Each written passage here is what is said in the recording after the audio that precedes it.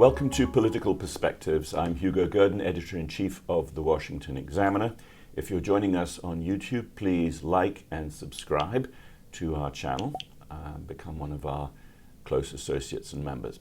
I'm joined today by Jim Antle, Executive Editor of The Washington Examiner magazine, and I want to talk, Jim, about things going on in a week where perhaps one might say that President Trump is recovering some of the political ground that he might have lost recently. The first thing that had come up is he announced the beginnings, at least, of a deal with China on tariffs. Right.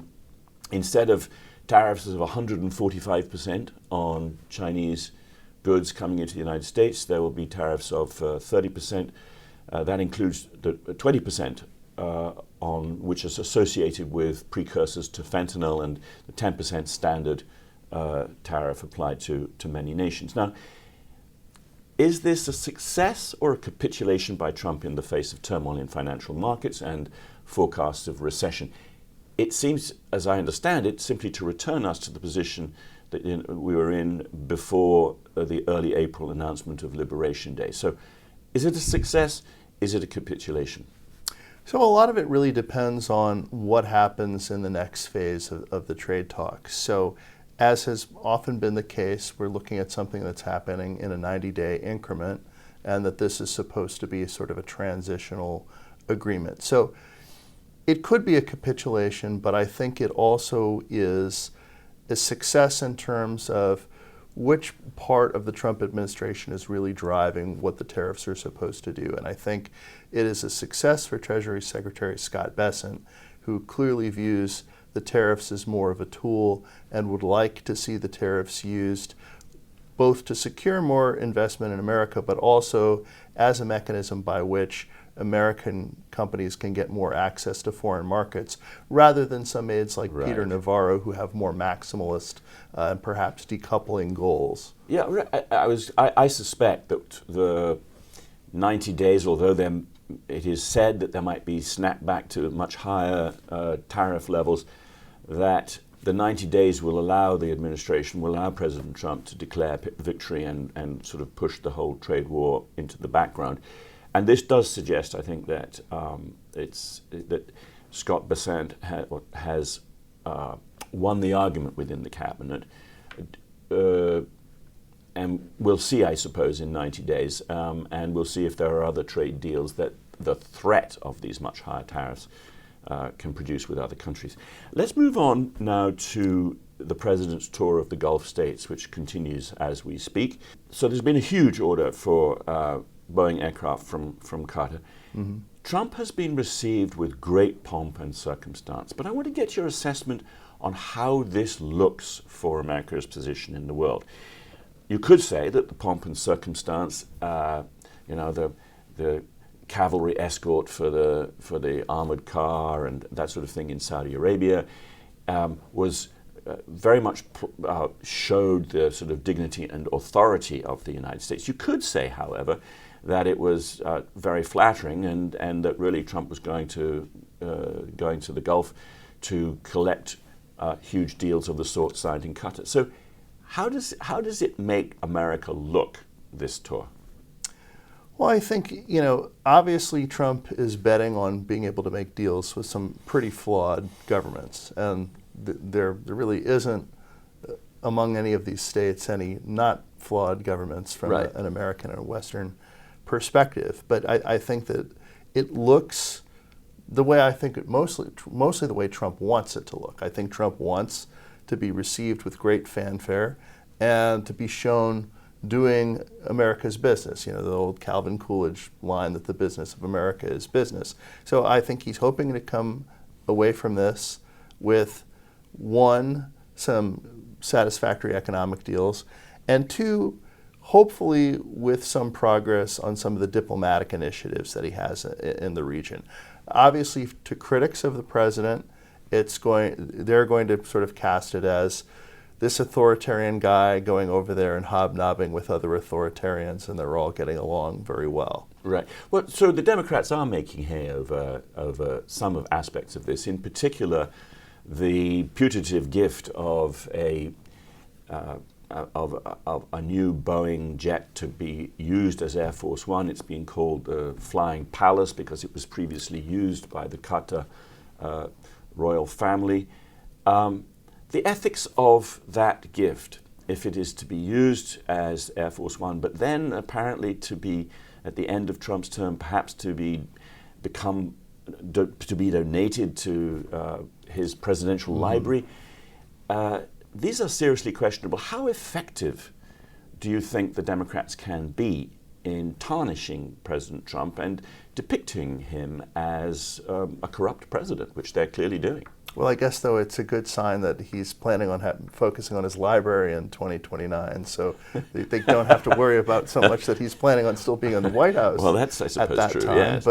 But yeah, I think it's a difficult thing to defend, although there are some questions as to whether the actual timeline for redoing the aircraft would actually work in terms of it being serviceable as Air Force One while Trump's in office, and then also still being available to be transferred to his presidential library. But yeah, I think it's a bad look, both because of the nature of the Qatari government, also the nature of this gift, the security aspects of making sure that this isn't a way to be able to spy on what's going on in Air Force One. In the past, though, what the Democrats have done wrong is that because they attack Trump over everything, it becomes very difficult to take seriously even areas where maybe they're raising some legitimate concerns. I think this is an area where there are some legitimate concerns, and even the optics of it alone are bad. But will the Democrats be able to focus on just this one thing long enough for it to really break through? Yeah. While Trump has been away, the House Ways and Means Committee has voted for multi-trillion-dollar tax cuts, which is essentially, but not precisely, the extension of current tax rates, making them permanent when they are due to expire at the end of the year.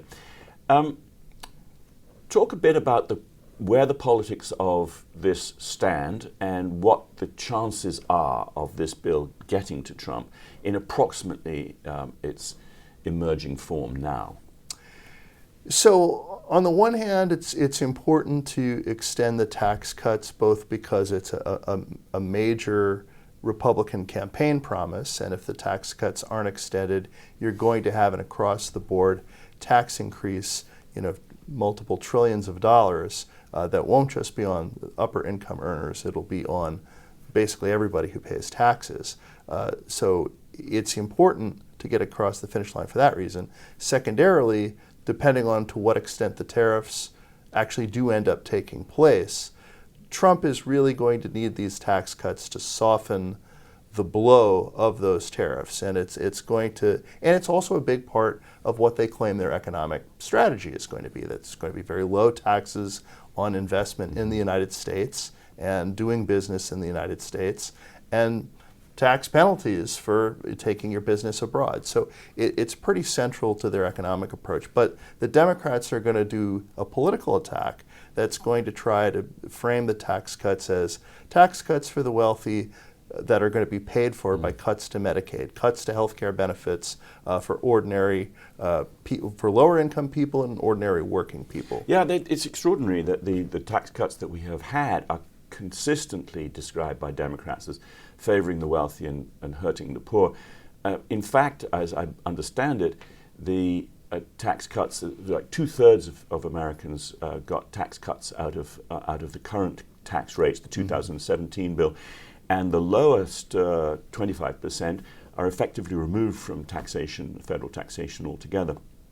So there is definitely a messaging issue for the Republicans to make sure people understand that this is not a tax bill that simply rewards billionaires, as the Democrats are well, and Trump has tried to make it even less so by adding components like no taxes on tips, no taxes on overtime. These are tax cuts that would much more obviously benefit working people, though it comes at the cost of, one, additional revenue, and two, these are tax cuts that don't have quite the same supply side effect as the marginal rate cuts do. So it adds to the sort of optics of, are we adding to the debt, which in and of itself could undermine some of the more pro-growth effects of the tax cuts overall, but it does sort of blunt some of those Democratic political attacks.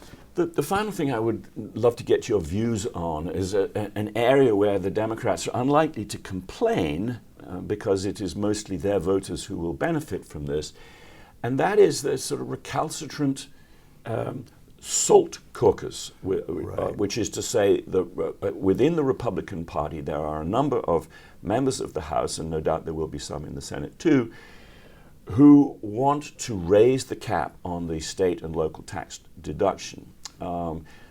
Most Republicans, fiscal hawks in particular, think this is a very bad idea. It has been raised in the Ways and Means Committee bill, the cap, from $10,000 to $30,000. Whether that stays in or not is an open question. But this little caucus, I think of 5 or 6 Republicans, is giving heartburn to all the other Republicans because they come from blue states, and the SALT deduction encourages profligate spending by Democratic governments within blue states and obliges everybody else who's a federal taxpayer to subsidize that spending. This is a very bad look for those particular Republicans. How do you see that whole issue of the SALT cap playing out? I mean, it's certainly bad policy to raise the cap, and it's very much a minority position among Republicans on Capitol Hill. But the current House majority relies very much on those handful of blue state members, particularly from New York. That's an area where Republicans made gains in the 2022 midterm elections. It's an area where the parties had seen some growth under President Trump. So there's likely going to be concessions made to the SALT caucus, even though they're not very big, and it's also one of the major areas where you could recoup some revenue to pay for the rest of the tax cuts is by having a lower SALT cap. And of course, you don't really want to be subsidizing high tax, high spending states in this manner, but they really don't have the votes to spare. So I suspect there will be some sort of deal struck. Yes, yeah, the narrow margin, I think it's 3 votes, means that there's very, very little room. So 5 or 6 SALT caucus members could be sufficient. Absolutely sufficient, yeah. Well, thanks very much, Jim. That's where we'll leave it. We're going to leave it for this week. Thanks very much for joining us. Again, if you're joining us from YouTube, do like and subscribe to our channel, and we'll see you next time.